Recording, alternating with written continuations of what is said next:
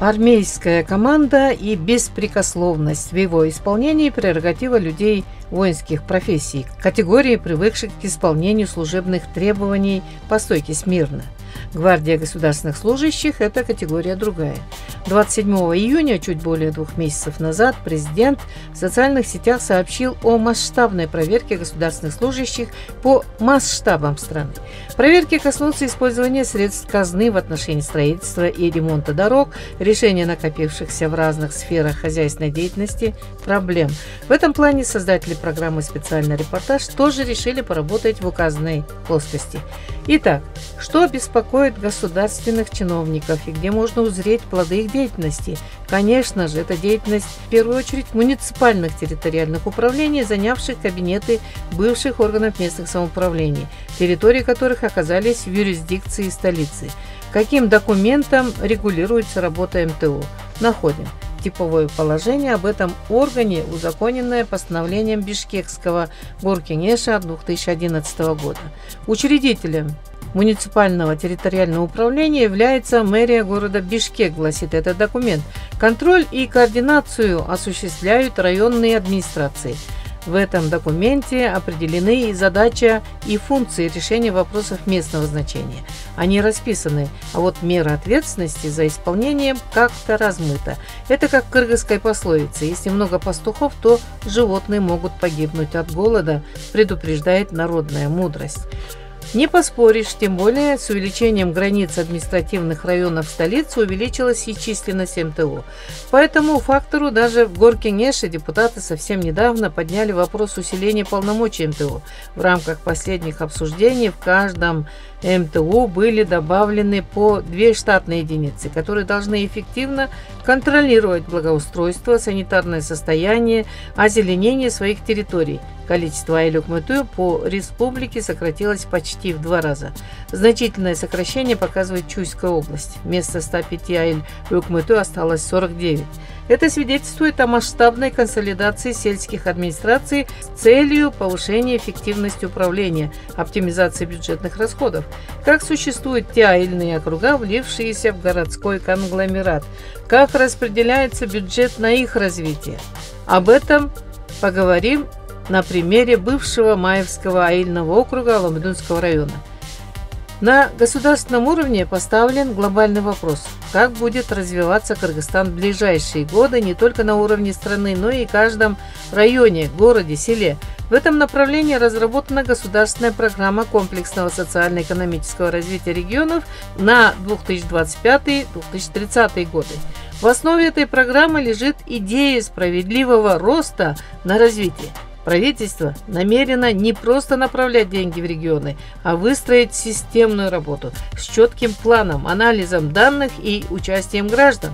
Вот теперь переходим к анализу реальной реализации программы на примере отдельного участка или сегмента АТР. Города должны стать локомотивами экономики. Конечно, в центре этой идеи стоит Бишкек. Именно он должен превратиться в точки притяжения инвестиций, технологий, талантов. Для столицы определены новые ориентиры развития цифровой экономики, креативных индустрий и сфер, где инновации и передовые образовательные продукты. Столица должна играть важную роль как образовательный и кадровый центр. Чтобы укрепить эту позицию, необходимо расширение подготовки специалистов за счет госзаказа на нужные специальности и экспорт образовательных услуг, написано в программе. Лариса Преображенская, библиотекарь. Основа культуры – это, как признали в Организации Объединенных Наций, это библиотеки, это книги, это основа нашей культуры. Что творится здесь? Еще Белинский сказал: хорошая библиотека – это величайшее сокровище. Наша библиотека создавалась с 1924 года. Самое главное в библиотеке – это фонд. Вот в данный момент фонд утрачен. Я не знаю на сколько, потому что здесь сейчас не разберешься, все книги перепутаны, стоят не по темам. Сам принцип работы библиотеки, то есть с экспонатами, он утерян. Конечно. Каша. Есть закон о библиотечном деле, его никто не менял. Когда я пришла сюда работать, у меня не было библиотечного образования. Пришли люди с прокуратуры и попросили, либо вы учитесь, либо вы освобождаете место для профессионала. В местном маевском сообществе признают ее особые заслуги по совершенствованию деятельности сельской библиотеки. Благодаря титаническим усилиям и служебным стараниям на скромном поприще библиотекаря ей удалось доказать наличие спроса на услуги службы, отвечающим потребностям в образовательном уровне местного населения. Я почему ушла? Потому что с руководством у меня были стычки. Я просила поддержать библиотеку, хотя бы топить, не топили. А библиотека посещается на 90% детьми, школьниками. Вот. Ну, там разное было. Считали библиотека нерентабельной, считали, что ее надо вообще убрать. Да. Она зачем только платить, да? Зарплату, да, из бюджета, так сказать, ущерб. Да. Местному самоуправлению? Да, мне пришлось уйти. Но, слава богу, через 3 года руководство наше сняли, руководство сменилось, пришли другие новые люди. Это какой год? Это 21-й. 21-й. Руслан Алиев ушел? Да. Ну, как вам сказать, они с бухгалтером были как в детективе. Плохой полицейский и хороший полицейский. Глава вроде бы как и не возражал, и поддерживал даже библиотеку. Но бухгалтер был против, бухгалтер прям, ну, ни копейки, я же говорю. Да, ни копейки не выделялось вообще. Ну, хорошо, Бог есть на свете, руководство сменилось. Зарплату хоть платили? Платили, но мизерная зарплата. Я даже смеялась, мне муж сказал: Лариса, получишь зарплату, заплати за газ. Зарплату я получила 2500, а за газ 3700 надо было заплатить. Всего год назад в этом читальном зале собирались дети и взрослые. Это доказывало наличие спроса на услуги, фактически отвечающего потребностям в библиотечных услугах местного населения. Ларису Преображенскую ушли с ее беспокойной должности очень нехорошо. Это мнение группы поддержки нашей Визави. Теперь в библиотеке сидит другой удобный человек, но народная тропа в этот юдаль мудрости иссяк до корня. Qancha bo'ldi ishlayotganingizga? Sentabr nima bo'ldim? Mayda 15-dan boshlab bergan. Sizning bilimingiz bibliotekarmi? Yo'q, men sentabrdan boshlab уже nima o'qib tashladim-da. Anan men Yo'q, bilimni jo'g'ina olishdi. Yo'q, men bilimim bor. Qanday bilim? Magistraturani bitdim. Именно? Национальный университетте магистратурani bitdim. Общественности не нужно объяснять, что в условиях современного развития информационных технологий и стремительного роста цифровых ресурсов библиотеки сталкиваются с серьезными вызовами, и оптимизацией библиотечной сети должны заниматься люди, владеющие методами улучшения доступности информации для жителей. Летопись тоже утрачена. Летопись школы велась с 24 года. Сейчас этой папки нету. Но папки по библиотеке и по мероприятиям, какие проводились, совместно, кстати, мероприятия проводились постоянно, совместно с клубом, со школой, детские сады. Есть у нас общество инвалидов, детство и взрослые тоже. Со всеми велась работа, были экскурсии. Проводились конкурсы. Для молодежи специально 2 года закупалась литература по самообразованию и психологии. Наши девочки 15, 16 и выше лет очень интересуются этой темой. Потом по рукоделию закупались, обновлялись книги детские. Учителя в нашей школе, в Маевской, отличные учителя, потому что только отличный учитель может дать список на лето ребенку. И вот они приходили, очередь стояла, потому что по 3-4 экземпляра, а детей много, классы, по 30 человек. В очереди стояли, по очереди передавали эти книги. По мнению потребителей библиотечных услуг, как раз Лариса Преображенская стала лицом, преобразившим глубину профессионального достоинства обладателя этой профессии – библиотекаря. И бисероплетение было, и вязание, и все. Вот я это проводила, детей собирали вот так вот. Я помню, с разрешения Ларисы Николаевны, но это было бесплатно. Да. Хотя нам говорили, заплатно нужно в клуб. Я говорю, ну а если у детей денег нет, что делать? Ну, теперь? мы вышли из этого положения. Мы тогда не кружок сделали, а мастер-классы.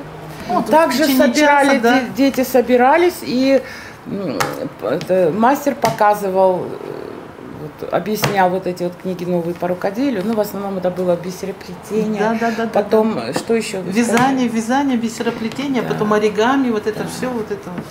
Какого акцента в предложенном программном развитии нужно учесть именно по отношению этого пригородного населенного участка, который в городскую среду в своем потрепанном состоянии как-то не вписывается?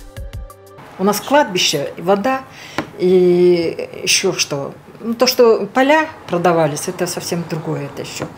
А вот бизнесом была вода и это кладбище. Ну, что нужно сделать, чтобы воссоздать комфортную городскую среду на этих улицах? Какого вмешательства требует развитие чистого общественного транспорта? В государственной программе четко определена идея формирования территории опережающего развития, особых зон, созданием условий для ускоренного экономического роста. Это касается развития населенных пунктов вокруг, в нашем случае, столицы. Маевка – пригород города Бишкек с населением около 15 тысяч жителей. Несмотря на близость к столице, в ней часто без предупреждения отключают свет, питьевую воду. Здесь разбитые дороги и слабое освещение. Близость городской канализации, особенно в летний период, создает неприятные проблемы, как зловоние, соответственно, нашествие мух и прочих насекомых. Когда-то совхоз Майский был хозяйством с миллионным бюджетом, зелеными садами, урожайными полями, который снабжал зеленой продукцией всю столицу и даже имел солидный экспортный потенциал. Сегодня, кроме полученного в наследство названия Маевка, здесь все в упадке. И жители себя чувствуют детьми понедельника. Что они не делают, не идут дела. Видно, в понедельник их мама родила. Судя, как ухудшается социальная инфраструктура объекта нашего репортажа, можем сказать, что у руководства Первомайского района, куда причислили Маевку с ее неопределенным статусом то ли села, то ли пригорода, нет прицела на будущее. Пока здесь все очень нехорошо. Здесь принявшее село в свой городской контент государственный орган, акимиат бездействует. Маевка осталась без депутатского надзора, народного надзора осталась, да? То есть один человек хоть представляет городской... Нет, никого, да? Никого. То есть вы бесхозный.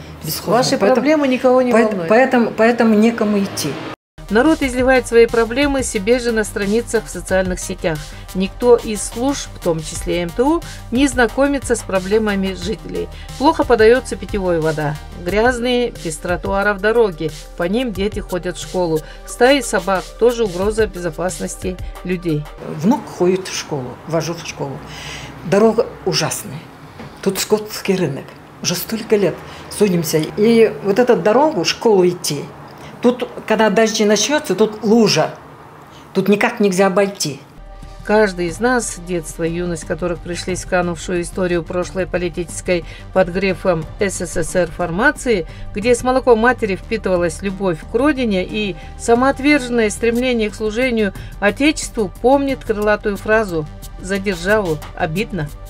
Необходимость возрождения национальной гордости на реальных шагах предпринят главой государства реальным предложением. Сегодня суверенный Кыргызстан как государство имеет доктрину «Унгуджол» – национальный дух, мировые высоты. Указ подписан президентом Садыром Джапаровым в прошлом 2024 году. В нем говорится: народ Кыргызской республики нуждается в долговременной идеологии, стратегии, пробуждающей веру в будущее, способность народа к самоорганизации, его единства. Государственная программа развития нашей с вами страны подготовлена коллективом суперпрофессионалов. А на уровне исполнения пока мы имеем потенциал посредственных исполнителей, с которыми Маевка вряд ли станет показательным субъектом грандиозных изменений. И верится, что как раз масштабная проверка потенциала государственных служащих, заявленная главой государства, и создаст условия для появления клерков, которые будут соответствовать профессиональным и требованиям Конституции и будут достойно служить интересам вскормившего их народа. Их зарплата, имеется в виду даже акимов райадминистрации и их прямых начальников, мэров, складывается из налоговых отчислений, в том числе и ваших трудовых доходов. Грядущее отсекание посредственности в случае их неспособности к моральной и профессиональной трансформации грядет. И это предупреждение касается всех нас. Стремитесь к хорошим преобразованиям. Специальный репортаж прощается с вами до следующего выпуска.